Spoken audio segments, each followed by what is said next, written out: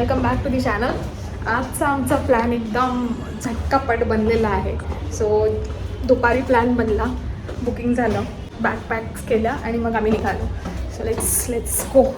So exact 9 वाजलेले आहेत, 9ला 5 कमी आहेत आणि आता आम्ही निघालो आहे घरून. अनुप आणि प्रियांश तिथे ऑलरेडी पोचले. सो आता आम्ही ऑटो करणार आणि जाणार स्टेशनला. तिथे थोडंसं खाणार आणि त्याच्यानंतर आमचे ट्रॅव्हल्स आहेत. कसं वाटतंय प्रियांश? मस्त. आणि आपण जाते कुठेतरी स्पेशल. कुठे स्पेशल जातं? सिक्रेट. ओके. आणि आम्ही डबल डेकर बसमध्ये. Double decker? हां. आणि तू कुठे आहेस? अप्पर डेक का lower deck? Upper deck. Okay. So red बसने आम्ही वक्रतुंड ट्रॅव्हल्स बुक केली आणि आम्ही चाललो आहोत गणपतीपुळे येथे. एकदम अनप्लॅन्ड अशी 2 दिवसाची आमची ही ट्रिप आहे. सो रात्रीचे वाजले आहेत 12 आणि आमची बस हॉल्ट घेण्यासाठी ते थांबली आहे. ही आहे आमची बस वोल्वो आणि इथे हे हॉल्ट आहे वैष्णवी हॉटेलच्या इथे बघू शकता तुम्ही बरेचसे बाकीचे बसेससुद्धा थांबले आहेत. मगाशी फार गर्दी किंवा घाई झाल्यामुळे आपल्याला जास्त मला काय आतमध्ये दाखवता नाही आलं. But let me show you how it looks from inside. ठीक आहे. तर दिस इज वक्रतुंड. AC स्लीपर आहे.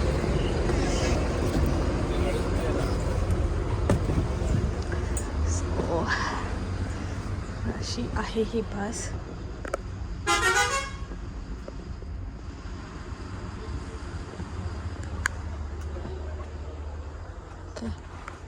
ते तुम्ही बघू शकता. जून महिना आहे, बाहेर पाऊस पडत आहे, त्यामुळे क्लायमेट बऱ्यापैकी थंड झालेलं आहे.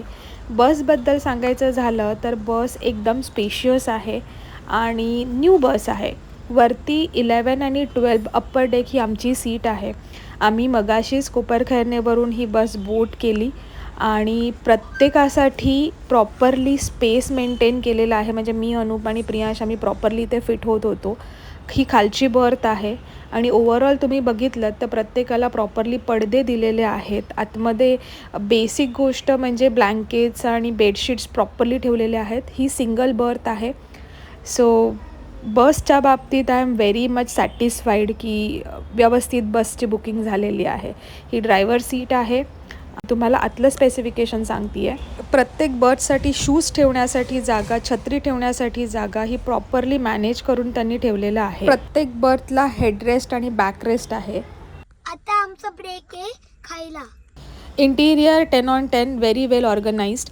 इथे 2 मोठ्या बॅग्स ठेवण्यासाठी जागा आहे. वरती ACचे नॉब्स आहेत आणि पाण्याच्या 2 बॉटल्स इथे तुम्ही ठेवू शकता आणि एवढं ठेवूनसुद्धा काही अजून जागा राहते. हेड साईडला दोन्ही सीटसाठी मोबाईल होल्डर्स आहेत. 2 ट्यूबलाईट्स दिलेल्या आहेत. वरती ज्या बस ऑन असो ऑफ असो आपण ह्याला यूज करू शकतो. वरच्या साईडला 2 AC कंट्रोलर आहेत ॲज वेल ॲज दोन्ही सीटसाठी प्लग्स दिलेले आहेत जिथे आपण मोबाईल चार्ज करू शकतो. 3 पिनसुद्धा आहे आणि डायरेक्ट केबलसुद्धा अटॅच करू शकतो. आउटसाईड सीटसाठी एक सपोर्ट सिस्टीमसुद्धा त्यांनी ठेवलेली आहे. तर दॅट इज गुड की कोणी फॉल डाऊन नाही होणार. याचबरोबर 2 ब्लँकेट्स त्यांनी इन्क्लूड केलेले आहेत अलॉंग विथ व्हाईट शीट. मी नेहमीच एक बेडशीट माझ्याबरोबर कॅरी करते आणि एक शॉल आहे इन केस प्रियांशला थंडी वाजली तर आत्ता आम्ही इकडून निघालो. 12 वाजताचा ब्रेक आमचा संपलेला आहे. फुल नाईट ट्रॅव्हल करून जेव्हा डोळे उघडले तेव्हा ही ग्रीनरी, लाल माती आणि पाऊस म्हणजे काय कोकण. सकाळचे 6 वाजलेले आहेत आणि पहाटेचा नजारा असा आहे. म्हणजे एक मस्तपैकी गरम गरम चहा आणि सोबतीला जर असा नजारा असेल तर आयुष्यात अजून काय पाहिजे. Wind in your hair, early morning chill and the first glimpse of the sun rising over the coconut tree. This is what travel feels like. काय बघताय प्रियांश तू? सनराईज. आणि सनराईज. असं संडे येतो तर असे वाटतं बाप्पा येतोय ना. बाप्पा येतोय. ठीक आहे. तर गणपतीपुळे पोचण्यासाठी आम्ही मधल्याच बायपास रोडवरती उतरलो आणि ट्रॅव्हल्स थ्रूच त्यांनी आम्हाला एका सीटर बसमध्ये मूव्ह केलं जेणेकरून आम्ही बायपास रत्नागिरी करून डायरेक्ट गणपतीपुळ्याला जाऊ शकतो. चलो लेट्स गो.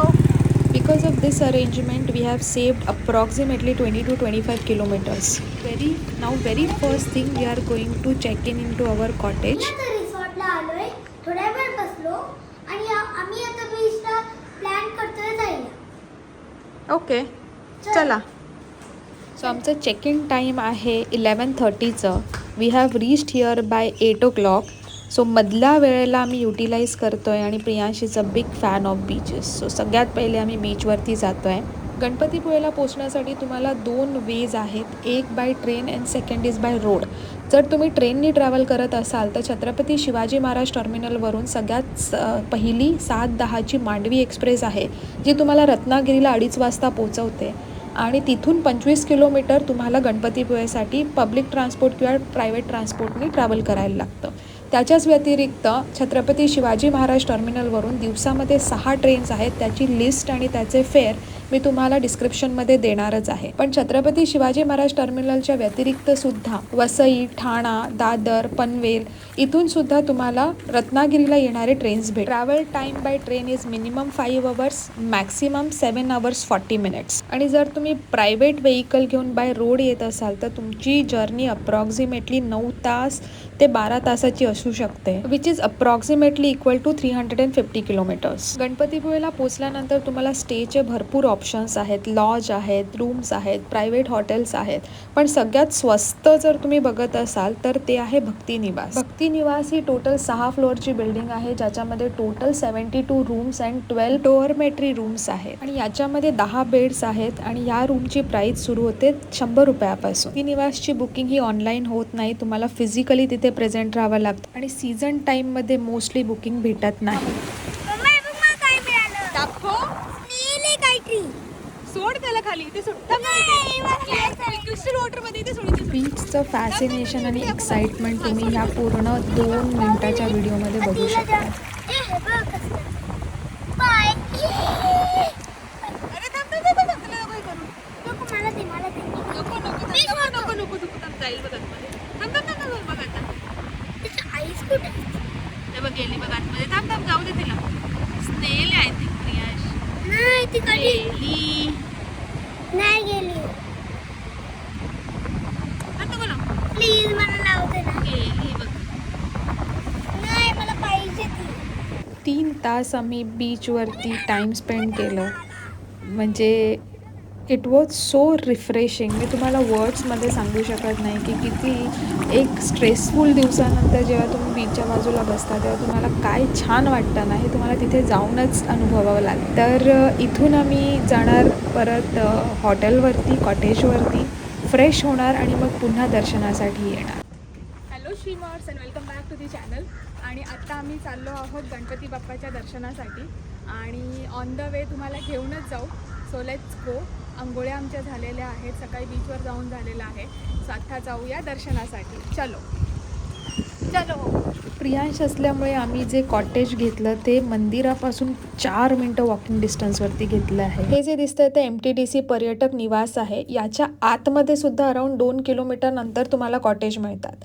त्याच्याच बाजूला ही जी कमान दिसते ही मंदिराची कमान आहे. मंदिराच्या बाहेर पार्किंगला जागा आहे, पण most of the time me observe केलं आहे की ही पार्किंग फुलच असते. या मंदिराचं ऐतिहासिक महत्त्व सांगायचं झालं तर हे मंदिर सुमारे 400 वर्ष जुनं असल्याचं मानलं जातं. गणपती बाप्पाची जी मूर्ती आहे ती स्वयंभू म्हणजे स्वतः उत्पत्ती झालेली असल्यामुळे हे मंदिर फारच खास आहे. हे भारतातील पश्चिमी पहारेकरी देव म्हणून पूजनीय आहेत. बहुतेक गणेश मंदिरांप्रमाणे जिथे मूर्ती पूर्वीकडे तोंड करून असते, इथे गणपतीपुळेची जी बाप्पांची मूर्ती आहे ते पश्चिमेकडे तोंड करून उभी आहे. त्यामुळे हे प्रचंड अद्वितीय असं मंदिर मानलं जातं. गणपतीपुळे हे एक प्रमुख तीर्थक्षेत्र आहे आणि विशेषतः गणेश चतुर्थीसारख्या सणांच्या वेळी इथे फार मोठी गर्दी असते. बरं, अजून काय आकर्षक आहे तर या शहरात पांढऱ्या वाळूंचा सुंदर समुद्रकिनारा आहे, ज्यामुळे हे एक लोकप्रिय पर्यटन स्थळ बनलेलं आहे. मंदिराच्या दिशेने जाताना खळखळणाऱ्या लाटा आणि वाऱ्याचा आवाज यांनी मन एकदम प्रसन्न झालं होतं. ते जे समोर तुम्हाला दिसतंय ते मंदिराची कमान आहे. राईट हँड साईडला मोफत चप्पल स्टँडची सुविधा केलेली आहे आणि इथेच मंदिराच्याच बाहेर तुम्हाला फूल, हार, दुर्वा विकणारे लोकल वेंडर दिसून येतील. तर त्यांच्याकडून तुम्हाला जे हवंय ते तुम्ही घेऊ शकता. आम्ही आमच्या तिघांच्याही चपला मंदिराच्या बाहेर चप्पल स्टँडमध्ये दिल्या आणि पुढे निघालो दर्शनासाठी. गणपती बाप्पांची आरती ही दिवसातून 4 वेळेला होते. पहाटे 5 वाजता काकड आरती, त्याच्यानंतर दुपारी 12 वाजता, संध्याकाळी 7 वाजता आणि पुन्हा रात्री 8:45 बरं, मंदिराच्या बाहेर जिथे दर्शनासाठी भाविक रांग लावतात तिथे सगळीकडे पत्रे मारलेले आहेत. त्याच्यामुळे होतं काय की जरी ऊन असेल किंवा पाऊस असेल त्याच्यामध्ये सुद्धा भाविकांची गैरसोय होत नाही. मम्मा आपलं हे प्लेस आहे. चल आपण तिकडे जाऊ शकतो ना. चल ये. हे पण उंदीर मामा तर तिथे आहेच ऑलरेडी. कानात सांगायचं आहे ना तुला. चल ये लवकर. मंदिराच्या आतमध्ये कसं वागायला पाहिजे याच्यासाठी एक सूचना फलक लावलेला आहे, ते तुम्ही नक्की वाचून जा. आम्ही मंदिरामध्ये एंटर केलं पण आतमध्ये कॅमेराज अलाउड नव्हते. पटकन आमचं दर्शन झालं आणि आम्ही मंदिराच्या बाहेर लवकरच आलो. मंदिराची रचना ही साधारणपणे पारंपरिक भारतीय मंदिर शैलीत केलेली आहे. मंदिराच्या बाहेरील भिंतीवर विविध देवता आणि पौराणिक कथांमधील दृश्यांचे कोरीवकाम केलेले आहे. मंदिराच्या बाहेरच तुम्हाला एकदम सुबक असे 5 स्तंभ दिसतील. In the context of Hindu temple 5 pillars म्हणजे स्तंभ outside the main structure often near the entrance symbolize the panchabhuta म्हणजे 5 एलिमेंट्स. गणपती मंदिरासमोर असलेले हे मोठे कांस्य मूषक म्हणजे उंदीर मामांचं शिल्प हे भगवान गणेशाचे वाहक आहेत आणि हिंदू धर्मात हे फार पवित्र मानले जातात. भाविकांचा असा विश्वास आहे की ह्या मूषकच्या कानात इच्छा कुजबुजून प्रार्थना केल्याने त्यांची इच्छा पूर्ण होण्यास मदत होते. आणि अजून एक महत्त्वाची गोष्ट म्हणजे दुसरा कान बंद करा बरं का, नाही तर एका कानातून सांगितलेली इच्छा दुसऱ्या कानातून बाहेर जाईल. मग काय, मी अनुप आणि प्रियांश आम्ही तिघांनीही आमच्या इच्छा या मूषक मामांच्या कानामध्ये सांगितल्या आणि दुसऱ्या साईडने कानसुद्धा बंद केलं.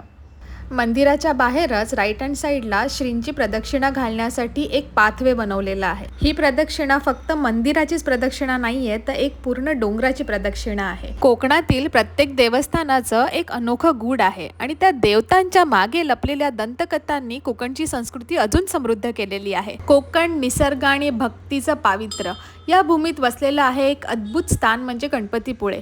सुमारे 400 वर्षापूर्वी बाळनभट भिडे नावाचे ब्राह्मण येथे राहत होते. मोगलांच्या काळात त्यांच्यावर मोठं संकट आलं. भिडेंनी अन्नत्याग केला आणि केवड्याच्या बनात गणपतीची तपश्चर्या सुरू केली. त्यांना रात्री एक दृष्टांत झाला, मी इथे डोंगर रूपात प्रकट आहे आणि पूजा अर्चा कर, तुझे संकट दूर होईल. याच दरम्यान त्यांची गाय रोज एका विशिष्ट शिळेवरती दूध टाकत होती. गुरख्याने ते पाहिलं, भिड्यांना सांगितलं आणि या ठिकाणी सापडली स्वयंभू गणपतीची मूर्ती. भिडेंनी त्या जागी गवताचं छप्पर घालून एक लहान मंदिर उभारलं. तेव्हापासून इथे गणेश भक्तांची अखंड वर्दळ सुरू आहे. गणपतीचं हे महास्थान समुद्र किनाऱ्याच्या पुळणात म्हणजेच वाळूमध्ये असल्यामुळे गावाचं नाव पडलं गणपतीपुळे. आजही इथे गणपती डोंगर रूपात वास करत आहेत, कोट्यावधी भक्तांची संकटे दूर करत आहेत आणि गणपतीपुळे श्रद्धा, चमत्कार आणि इतिहास यांचं जिवंत उदाहरण आहे. प्रदक्षिणा करताना तुम्हाला 8 वेगवेगळ्या गणपतीचं दर्शन सुद्धा होतं. बल्लाळेश्वर, वरदविनायक, चिंतामणी, विघ्नहर्ता, सिद्धिविनायक, गिरिराज, महागणपती आणि मोरेश्वर या सगळ्यांची मंदिरं तुम्हाला या प्रदक्षिणा घालताना दिसून येतील. गणपतीपुळेची एक प्रदक्षिणा म्हणजे अष्टविनायक गणपतीचं दर्शन असं मानलं जातं. याच डोंगरावरती ही प्रदक्षिणा घालताना तुम्हाला अजून एक मंदिर दिसेल, ते म्हणजे शुंडास्थान. शुंड म्हणजे गणपतीची सोंड आणि स्थान म्हणजे जागा, म्हणूनच शुंडस्थान म्हणजेच गणपतीच्या शुंडेचं प्रतिनिधित्व करणारं मंदिर. आधी सांगितल्याप्रमाणे ही जागा गणपतीच्या परिक्रमा मार्गावर येते. जेव्हा भक्त डोंगराभोवती प्रदक्षिणा घालतात तेव्हा एका विशिष्ट ठिकाणी येऊन थांबतात, ते म्हणजे शुंडस्थान. हे मंदिर दिसायला लहान पण भावना, शक्ती आणि श्रद्धेचा केंद्रबिंदू आहे. श्रद्धेनुसार इथे गणपतीच्या सोंडेसारखी विशेष ऊर्जा प्रकट झालेली आहे, जिथून बुद्धी, शक्ती आणि समाधान यांचा प्रवाह भक्तांपर्यंत पोहोचतो. गणपतीची सोंड ही फक्त शरीराचा भाग नाही तर ती एक प्रतीक आहे लवचिकतेचं, अडथळे दूर करण्याचं आणि सूक्ष्मतेने कार्य करण्याचं. विशेषतः उजवीकडे वळलेली शुंड ही अधिक जागृत आणि उग्र शक्तीचं प्रतीक मानली जाते. इथे येणारे भक्त आपल्या जीवनातील अडचणी, मानसिक गोंधळ, परीक्षेतलं यश, नवीन कामाची सुरुवात यासाठी प्रार्थना करतात. एकाच प्रदक्षिणामध्ये तुम्ही गणपतीच्या विविध रूपांना, 8 गणपतींना आणि शुंडस्थानाच्या माध्यमातून त्याच्या पूर्णतेला स्पर्श करता. मला असं वाटतं की शुंडस्थान मंदिर हे लपलेलं रत्न आहे.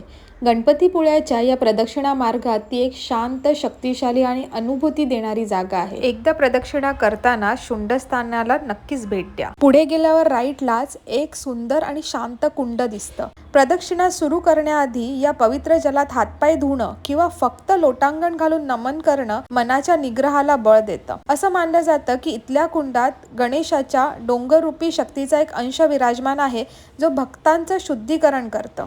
थोडं पुढे गेलं आणि लेफ्ट हँड साईडला समुद्राकडे जाण्याचा मार्ग आहे आणि इथून आपण पुढे गेलो की मंदिराच्या इथे आपण पोहोचतो.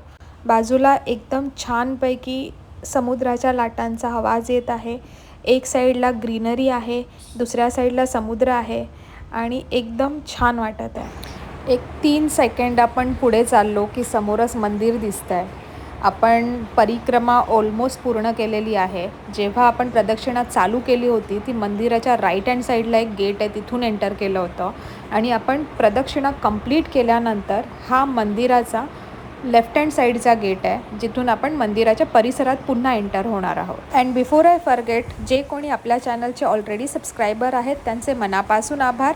आणि तुम्ही जर आपल्या चॅनलला नवीन आला असाल तर डोंट फॉरगेट टू सबस्क्राईब. आपल्या चॅनलला ग्रो करायला मदत करा. पुन्हा एकदा आपण मंदिराच्या परिसरात आलेलो आहोत आणि जसं राईट हँड साईडला 5 स्तंभ होते तसेच मंदिराच्या लेफ्ट हँड साईडला सुद्धा 5 स्तंभ उभे आहेत. मंदिराचा परिसर हा बऱ्यापैकी मोठा आहे आणि लकीली आम्ही जेव्हा गेलो होतो तेव्हा एवढी गर्दी नव्हती, त्यामुळे आम्हाला कुठेही लाईन भेटली नाही.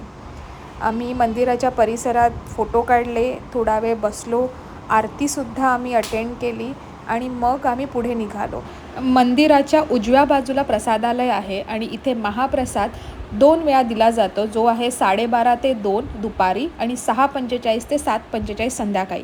या प्रसादाबद्दल मी बरंच ऐकून होते आणि अप्रतिम म्हणजे खिचडी, बुंदी आणि लोणचं, कुठल्याही प्रसादामध्ये ना काहीतरी असतं ज्याच्यामुळे हे सुपर टेस्टी असतं, म्हणजे त्याला कसली तोडच नाही. दर्शन आणि महाप्रसाद घेऊन आम्ही साधारण दुपारी 2च्या आसपास कॉटेजला रिटर्न आलो.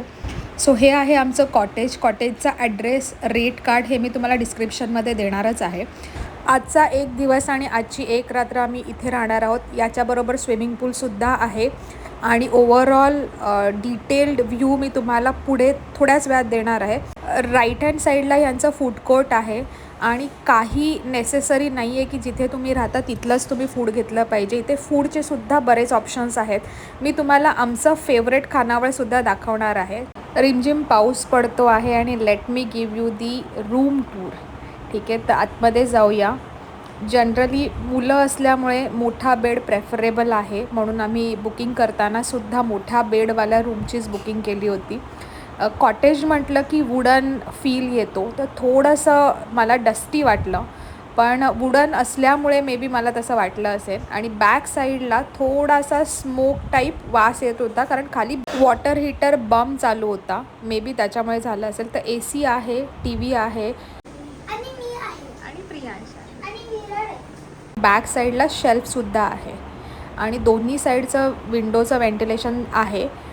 हे वॉशरूम आहे, नॉर्मल WC आणि शॉवर आहे. पाणी सकाळी स्पेसिफिक टाईमला 6 ते 9 वाजताच येतं. आम्ही 1-1.5 तास रेस्ट घेतला आणि मग स्विमिंग पूलसाठी निघालो. After swimming and shower we went to check the MTDC availability. So this place is MTDC cottages. गणपतीपुळ्याचं जे मंदिर आहे आणि MTDCवरून जो कनेक्टेड ब्रिज आहे, हे दोन्ही अप्रॉक्झिमेटली 10 मिनटाच्या डिस्टन्सवरती आहेत आणि it is more convenient than any other place if you are planning to stay at beach आणि एन्जॉय दी कॉटेज. डे 1ला तर आम्हाला कॉटेज मिळालं नाही, पण डे 2ला आम्ही कॉटेजची बुकिंग केली. And this is how it looks like की आपण आपल्या रूमच्या बाहेर यायचं आणि कंटिन्युअस समुद्राच्या लाटांचा आवाज बघत बसायचं. It's like a private beach, म्हणजे जिथे आता तुम्ही बघू शकता अनुप आणि प्रियांश दोघं पण खेळत आहेत. नाही म्हटलं तरी अराऊंड 2.5 तास आम्ही इथे मी बसले होते आणि हे दोघं जणं खेळत होते. त्याच्यानंतर लागली भूक. इथल्याच कॅन्टीनमधून आम्ही फूडसुद्धा ऑर्डर केलं. गरम गरम चहा, गरम गरम भजी आणि समोर खळखळणारा समुद्र. What a day. चेअर्स दादा, चेअर्स. मला अरे थांब प्रियांश करू. प्रियांश चेअर्स कर लवकर. 1 2 थांब. 1 2 3.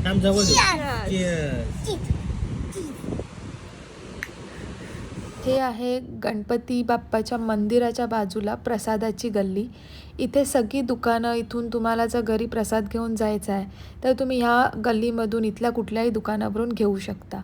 असं म्हणतात की हौशीला तोड नाही, तर आम्ही ऑल द वे फक्त मिसळ खाण्यासाठी फिरून MTDCच्या इथून फिरून परत गणपतीपुळे मंदिराच्या इथे आलो आहे खास मिसळ खाण्यासाठी. आणि मी ऐकलं आहे की इथली मिसळ 12 तास अवेलेबल असते आणि वेगवेगळ्या सीझनला तुम्हाला वेगवेगळ्या पद्धतीचे मिसळची व्हेरिएशन मिळू शकतात. तर हे आहे सम्राट मिसळ आणि इथे तुम्हाला नाश्त्यापासून जेवणापर्यंतचे पदार्थ मिळतात आणि हे सकाळी 6:30 ते रात्री 9:30 वाजेपर्यंत ओपन असतं. तर तुम्ही तुमच्या हिशोबाने इकडे जाऊन तुम्हाला जे हवं ते खाऊ शकता. तसं इथे अजून 2-3 दुकानं आहेत, पण आम्ही इकडे गेलो होतो आणि दुकानाच्या आतमध्येच टेराकोटा मातीचे हाताने बनवलेले वेगवेगळे आर्टिकल्स होते. सो गिफ्टिंग पर्पजसाठी सुद्धा तुम्हाला जर काही गोष्टी घेऊन जायच्या आहेत तर तुम्ही इकडून घेऊ शकता किंवा बाहेरच्या मार्केटमधून सुद्धा घेऊ शकता. तर आम्ही जेव्हा आलो होतो तेव्हा इथे बऱ्यापैकी गर्दी होती आणि आम्ही कॉर्नरची एक सीट पकडली आणि ही आली आमची मिसळ. यावेळी जी मिसळ आहे ती हरभऱ्याच्या आमटीची होती. रात्रीचं जेवण करण्यासाठी आम्ही आलो आदित्य खानावळ येथे. तर गणपती मंदिराच्या बाहेर निघालो आणि मेन रस्त्यावरून लेफ्ट हँड साईडला जर 10 मिनिट तुम्ही वॉक केलात तर तुम्ही या खानावळच्या इथे पोचाल. बरं, हा आहे मेन रस्ता आणि ही आहे खानावळ. तर आम्ही जेव्हा इथे आलो होतो तर तिथे काहीही गर्दी नव्हती, कारण आम्ही अप्रॉक्सिमेटली 8:05 कमी असताना आलो होतो. तर खानावळची जी टायमिंग आहे ते 8:30 ते रात्री आय गेस 12 वाजेपर्यंत आहे आणि तुम्ही रेट कार्ड बघू शकता. तर आम्ही सगळं हे बघितलं आणि फायनली 3 आयटम्स डिसाईड केले. एक म्हणजे सुरमई फ्राय, दुसरं म्हणजे पापलेट फ्राय आणि तिसरं म्हणजे चिकनची थाली. सो तिन्ही थाली होते आणि ह्यांचं आदित्य हॉलिडे होमसुद्धा आहे.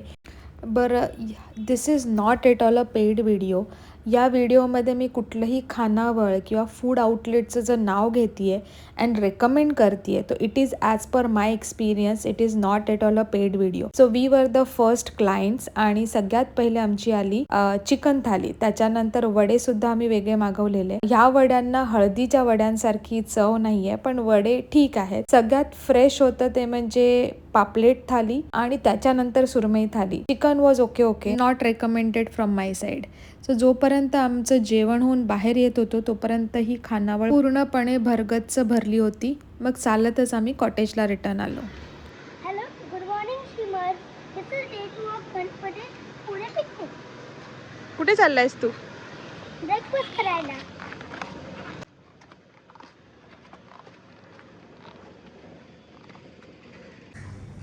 आणि तेव्हा किती वेळ घेतला साईडला. अरे किती दिसले प्रियांश? अरे तेव्हा तिथे किती बसले?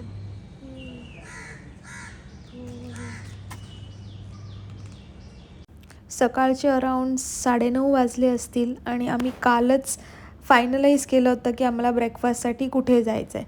तर गणपतीपुळेमध्ये एक फेमस ब्रेकफास्टचं कॉर्नर आहे नैवेद्य म्हणून. तसं इथे घरगुती तुम्हाला बरेच ऑप्शन मिळतील आणि जेवणसुद्धा चांगलं मिळेल. अगेन गणपतीपुळे मंदिराच्या इथून मेन रोडच्या लेफ्ट हँड साईडला समोरच तुम्हाला हे आउटलेट दिसेल. आम्ही ऑर्डर ऑलरेडी फिक्स केली होती की आम्हाला काय खायचं आहे आणि अनुपने ऑलरेडी ऑर्डर दिलीसुद्धा असेल. तर आम्ही आज खाणार आहोत थालीपीठ आणि आंबोळी. मस्तपैकी गरम गरम जाळीदार आंबोळी सर्व झालेली आहे, ती पण कोकोनट चटणी बरोबर.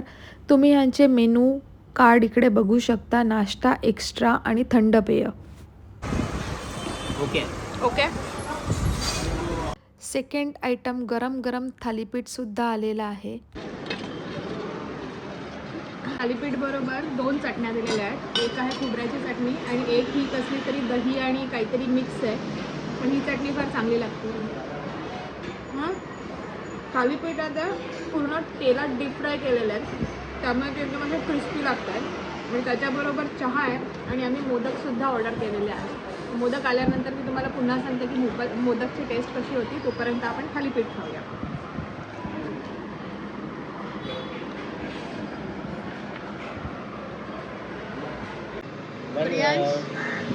मोदकाचं नाक थोडासा वाकडं झालं ना दादा?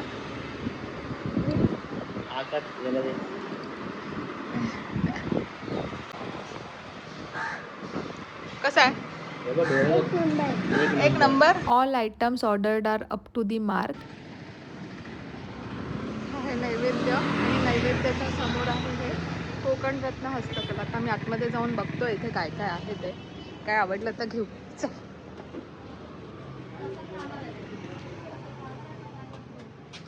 बॅग्स आहेत प्रियाशी ते बांबूच्या बनवलेले. इथे आजूबाजूला तुम्हाला बरेच हस्तकलेची दुकानं दिसतील. तुम्ही कुठूनही शॉपिंग करू शकता. सो आता आम्ही केलेलं आहे चेकआउट. आरे वारे बीचला चाललो आहे.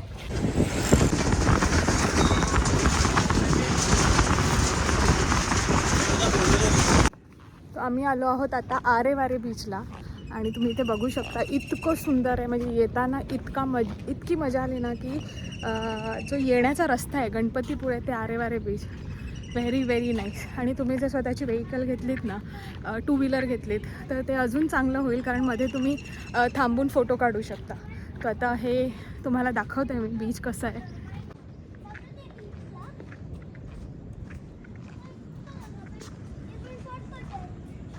एकदम उंच अशी झाडं आणि हा रस्ता एकदम छान आहे. बीचवरती टू आर सरप्राईज सगळीकडे शेल्स होते. And this event happens once in every 50 years. So we were so blessed. पूर्ण समुद्र किनाऱ्यावरती पेटीवाले शिंपले सगळीकडे होत. डे 2 अर्धा दिवस आम्ही आरेवारे बीचवरती स्पेंड केला. भरपूर सारे शिंपले गोळा केले, वेगवेगळ्या आकाराचे शंख गोळा केले आणि हे सी क्रिएचरसुद्धा एक्सप्लोर केले. नको मरून जाईल. हे बघ रेड रेड प्रियांश रेड भेटला मला. हा बघ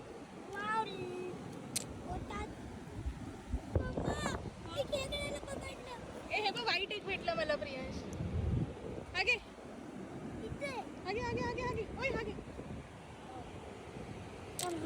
आरेवारे बीचला तुम्हाला झिप लायनिंग आणि वॉटर स्पोर्ट्ससुद्धा करायला मिळतात आणि बीचवरती भरपूर सारी मज्जा करून भरपूर साऱ्या मेमरीज कलेक्ट करून आणि तिथेच आम्ही अंघोळसुद्धा घातली प्रियांशला आणि मग आम्ही रिटर्न आलो गणपतीपुळे येथे.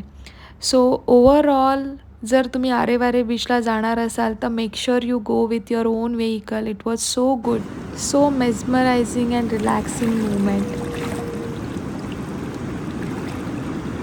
लंच करण्यासाठी आम्हाला अप्रॉक्सिमेटली 2 वाजले असतील, त्याच्याहीपेक्षा लेट झालं होतं आणि आम्ही आलो साई प्रभा खानावळ इथे. इथे तुम्हाला प्रत्येक थालीमध्ये काय काय असतं आणि त्याची कॉस्टिंग इथे लिहिलेली आहे. सो तुम्ही बघू शकता की we are the last customer here. आम्ही रिक्वेस्ट केली की जे काही तुमच्याकडे असेल ते प्लीज आम्हाला सर्व करा आणि इन रिटर्नमध्ये आम्ही एक कोलंबी थाली आणि एक चिकन थाली ऑर्डर केली.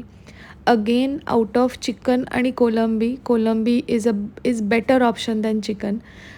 साहजिकच आहे, कोकण म्हटलं की सी फूड आहे. तिथे चिकनपेक्षा तुम्हाला अत्यंत चांगल्या क्वालिटीचं सी फूड मिळतं. अगेन घरगुती खानावळला घरगुती टेस्ट होती आणि परतीचा प्रवास चालू झाला. Now we are back in the bus and going home. Going home. Yeah. Okay. Are you feeling happy or are you feeling sad? 50-50. Red बसने पुन्हा विघ्नहर्ता सिलेक्ट केली आणि पहाटे 5 वाजता आम्ही नवी मुंबईला पोहोचलो. Some observation from my side about the entire trip. सगळ्यात पहिले अबाउट दी ट्रॅव्हल. तो ट्रॅव्हलिंगचे तुम्हाला सांगितल्याप्रमाणे 2 ऑप्शन आहेत, एक by train and second by travels किंवा बाय रोड. तर ट्रेनने जाण्याचे डिसएडव्हान्टेज माझ्या हिशोबाने काय आहेत की ट्रेन्स ज्या आहेत त्या सगळ्या सकाळच्या वेळेला आहेत. म्हणजे तुम्हाला गणपतीपुळेला पोचायला एकतर दुपार होती आहे किंवा मग ती संध्याकाळपर्यंत तुम्ही पोचता. सेकंड हे आहे की रत्नागिरीपर्यंत ट्रेन आहेत, पण रत्नागिरी ते गणपतीपुळे अगेन तुम्हाला काहीतरी व्हेकलची सोय करावी लागते किंवा तुम्ही पब्लिक ट्रान्सपोर्टने गणपतीपुळेपर्यंत येऊ शकता. ट्रॅव्हलिंग जास्त नाही आहे पण it is a time consuming. So आणि तिसरी गोष्ट म्हणजे जर तुम्ही वर्किंग आहात की बाबा नाही मला ट्रॅव्हलिंगमध्ये तेवढा वेळ स्पेंड नाही करायचा आहे, then go with the road. और रोडमध्ये पण जे ट्रॅव्हल्स आहेत, जसं आम्ही विघ्नहर्ताने गेलो होतो तर त्याचा एक ॲडव्हान्टेज आहे की ते संध्याकाळी चालू होतं आणि अर्ली मॉर्निंग गणपतीपुळेला पोचवतं. त्यामुळे तुमचा जो ट्रॅव्हलिंग टाईम आहे ते तुमचं स्लिपिंग टाईममध्ये कव्हर होतो. So that is advantage. ट्रेनचं ॲडव्हान्टेज हाही आहे की त्याचे पैसे कमी आहेत, ट्रॅव्हल्सचं थोडंसं बुकिंग एक्सपेन्सिव्ह पडतं, बट अगेन डिपेंडिंग आपण कुठल्या टाईमला तुम्ही जाताय, whether it is a season time or whether it is a normal time. Second thing about राहण्याची सोय. ठीक आहे, तर तिथे तुम्हाला राहण्यासाठी बरेच ऑप्शन मिळतात. म्हणजे if you are a solo traveller तर आय थिंक की तुम्हाला साधारण लॉकर्स घ्यावे लागतील किंवा कुठल्याही घर जिथे ज्यांचं आहे त्यांनी तिथे राहण्याची सुद्धा सोय केलेली आहे. तर तिथे 400 रुपये वगैरे असे ते चार्ज करतात. But again it is for solo. I was going with the family, तो I need to make that decision की बाबा मला जवळसुद्धा हवं आहे आणि ते चांगलं पण हवं आहे, कारण प्रियांश बरोबर होता. तो आम्ही जे बुक केलं होतं ते होतं आस्वाद, आणि ते गणपतीपुळे मंदिरापासून मेन रोड आणि मेन रोडच्या अपोजिट साईडला हे कॉटेज होतं. तो it was very convenient for us की आम्हाला फूडसाठी पण कुठे जायचं आहे किंवा मंदिरात सुद्धा जायचं आहे किंवा बीच साईडला सुद्धा जायचं आहे, तर इट इज व्हेरी इझी. आणि तो जो मेन रोड आहे तिथूनच सगळ्या बसचा स्टॉपसुद्धा तिथेच आहे, तिथे ऑटो स्टँडसुद्धा आहे आणि ट्रॅव्हल्ससाठी पण तिथून एक 5 ते 6 मिनटं तुम्हाला वॉकिंग जावं लागतं आणि तिथे ट्रॅव्हलचं पिकअप पॉईंट आहे. तर दॅट वॉज ॲडव्हान्टेज, म्हणून आम्ही मग हे बुक केलं होतं. आणि चार्जेस बोलायचं झालं तर जे घरगुती राहण्याची सोय आहे ती 200-300 रुपयापासून असेल किंवा मॅक्सिमम 1100 रुपयापर्यंत होती. कॉटेजचं जर बोललात तर आम्ही 3,500 रुपये पे केले होते कॉटेज बुक करण्यासाठी, पण it was a very slack season, त्याच्यामुळे आम्हाला मे बी त्या कॉस्टमध्ये भेटलं. हॉटेलिंगसाठी जात आहे तर एक्सपेक्ट की 3,500 पासून 7,500-8,000पर्यंत तुमचा पर डेचा एक्सपेन्स जाऊ शकतो.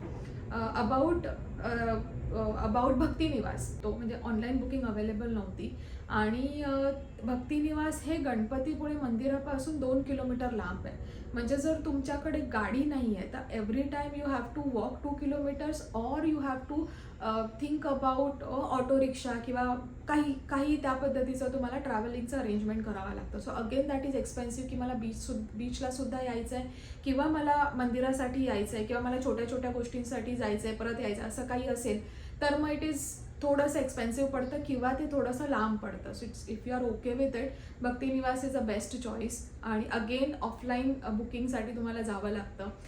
One more very good thing, hats off to जे संस्थान हे चालवत आहेत. म्हणजे फुटफॉल जर मी बोलले तर अराउंड 10,000च्या आसपास एव्हरी डे फुटफॉल असेल. सो आणि अन्नदान जे आहे ते दिवसातून 2 वेळा होतं. म्हणजे मला हे फार वाव गोष्ट वाटते की संस्थानाचे खरंच कौतुक की ती एवढ्या लोकांची गर्दी आणि ते अरेंजमेंट किंवा ते जे आपण म्हणतो की हे अप्रॉक्सिमेशन एवढं मला अन्न बनवायला लागतं ते त्याचं म्हणजे it's a hats off to the संस्थानाची लोकं, जे लोक हे खरंच अन्नदान करत आहेत किंवा जे हे पूर्ण गोष्ट मेंटेन करत आहेत. तो it's like very very amazing.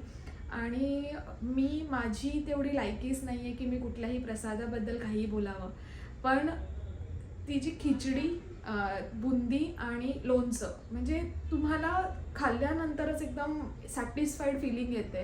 म्हणजे माझ्याबद्दल हे नेहमीच होतं की मी नेहमी कुठल्याही प्रसादासाठी जेव्हा मी विचार करते तर मला ते एकदम सॅटिस्फॅक्टरी वाटतं. मे बी श्रद्धा त्याच्यामध्ये ॲड झाली असेल आणि त्याच्यामुळे त्याला एवढं महत्त्व आलं असेल किंवा त्याच्यामुळे ते एवढं टेस्टी बनलं असेल. बट सकाळ संध्याकाळचं तुम्हाला असं आहे की नाही मला महाप्रसादासाठीच जायचं आहे, then you have that option also. Now talking about snacks, तर तिथे स्पेसिफिक छोटे घरातच ऑपरेट होणारे किंवा घराच्या बाहेर ऑपरेट होणारे बरेच स्नॅक्स कॉर्नर्स आहेत. तर सकाळच्या वेळेला तुम्ही तुमचं जे शेड्यूल आहे ते असं ठेवू शकता की मी सकाळी मंदिराच्याच बाजूला कुठेतरी ब्रेकफास्ट करेन किंवा मंदिराच्याच बाजूला कुठेतरी स्नॅक्स करेन, देन एन्जॉय द बीच. मी सम्राट मिसळसाठी गेले होते कारण की मला असं बऱ्याच लोकांनी सांगितलेलं की ते चांगलं आहे, जाऊन तिथे ट्राय कर. त्याच्या व्यतिरिक्त तिथे अजून ऑन द वे जाता जाता सुद्धा तुम्हाला बरेचसे छोटे आउटलेट्स दिसतात. Now about the travel packs, ठीक आहे, तर मॅक्सिमम वेळा असं ट्राय करा की तुमच्याकडे फार कमी लगेज असेल. रिझन बिंग की जर तुमचं राहण्याची सोय ही बीचपासून लांब आहे तर एव्हरी टाईम बीचवरून तुम्ही विदाऊट शॉवर करता फिरू नाही शकत. तर तिथे तुम्हाला मे बी ते कपडे जे आहेत, म्हणजे लहान मुलांसाठी मी स्पेसिफिकली बोलेन की त्यांचे ते टॉईज आहेत किंवा जे कपडे आहेत ते आपल्याला प्रॉपरली कॅरी करावे लागतात. Then it will be very hectic की ते बॅकपॅक पण घ्या, पोरांना पण सांभाळा. So it will be always recommended की बाबा तुम्ही तुमचे सामान जे आहे ते सॉर्टेड आणि कमी ठेवा. अबाउट फूड, ठीक आहे, जे मी खानावळला गेले होते, एक होतं साई प्रभा आणि एक होतं आदित्य खानावळ. सो दोन्ही खानावळ जे आहेत त्याच्यामध्ये तुम्हाला एकदम चुलीवरच्या भाकरी म्हणा किंवा जी घरगुती अन्नाची टेस्ट आहे ती तिथे भेटते. सो जर तुम्ही अशा कुठल्या ठिकाणी कोकणात जात असाल तो इट इज ऑलवेज रेकमेंडेड की तुम्ही फिश खा का. जर तुम्ही व्हेजिटेरियन नसाल तर आदल्या दिवशीपासूनच आम्ही विचार केला की नाही, दर्शन झाल्याशिवाय आपण let's not go for non veg. मग सकाळी आंघोळ केली, दर्शन केलं, नाश्ता केला आणि मग then we go for the lunch. तुम्हाला तर माहितीच आहे, तुम्ही व्हिडिओ बघितलाच असेल. सो हे जे खानावळ आहे ना त्यांचे पण टायमिंग स्पेसिफिक आहे, 8:30 ते 12. आणि एव्हरी डेचे रेट मे व्हेरी करू शकतात, कारण ज्या पद्धतीने त्यांना मासे भेटतात त्या पद्धतीने ते रेट त्या थाळीचे फिक्स होतात. अजून एक गोष्ट म्हणजे शॉपिंगसाठी, ठीक आहे, रॅदर दॅन गोईंग फॉर तिथे मोठे मोठे आउटलेटसुद्धा आहेत की कोकण बाजार किंवा अशा पद्धतीचे, मला एक्झॅक्टली नावं नाही माहिती, पण ऑन द रोड तुम्ही तिथे बरेचसे असे मॉलसारखे आउटलेट बघू शकता जिथे तुम्हाला लोणचं, पापड, त्याच्यानंतर आमरस, नंतर वेगवेगळ्या पद्धतीच्या वड्या, म्हणजे जसं नारळाची खोबऱ्याची वडी असते, त्याच्यामध्ये गुलकंदची वडी आहे, तर अशा सगळ्या गोष्टी आहेत त्या लोकल वेंडरकडून तुम्ही घेऊ शकता. अजून एक गोष्ट म्हणजे मंदिराच्या लेफ्ट हँड साईडला जी गल्ली आहे ती पूर्ण प्रसादाची गल्ली म्हणतात त्याला, आणि लगेच दिसतं तुम्हाला, म्हणजे मंदिराची कमान आहे त्याच्या राईट हँड साईडलाच तुम्हाला ती गल्ली दिसते. तर त्या गल्लीमध्ये सुद्धा तुम्ही जाऊन तुमची थोडी बहुत शॉपिंग करू शकता. तिथे 2-3 खाण्याचे आउटलेट्स आहेत, म्हणजे इट्स लाईक गणपती बाप्पाचं मंदिर, त्याच्यानंतर प्रसादाची गल्ली आणि त्याच्यानंतर तुमचं समुद्र. सो समुद्र आणि गणपती बाप्पाच्या मंदिराच्या मध्ये ही गल्ली आहे. सो तिथे जर तुम्ही खाण्याचा आस्वाद घेत असाल तर एका बाजूला तुम्हाला अगेन जसं MTDCचं आहे त्या हिशोबाने तुम्हाला समोर समुद्र आणि समुद्राच्या बाजूला बसून तुम्ही खाताय आणि it is a very relaxing feeling. About MTDC, so MTDCचं बुकिंग जनरली फुल असतं आणि त्यांच्या इथे 3 ते 4 वेगवेगळे ऑप्शन्स आहेत, म्हणजे एक विलाज आहेत, कॉटेजेस आहेत. तर कॉटेजेस जे आहेत, जे मी तुम्हाला व्हिडिओमध्ये दाखवले, दॅट इज ऑलमोस्ट मेन गेटपासून तुम्हाला नाही म्हटलं तरी 2 किलोमीटर, म्हणजे बऱ्यापैकी आहे, 20-25 मिनटं तुम्हाला वॉकिंग करावं लागतं, मग कॉटेजच्या इथे तुम्ही पोहोचता जर तुम्ही मेन डोअरनी गेलात तर.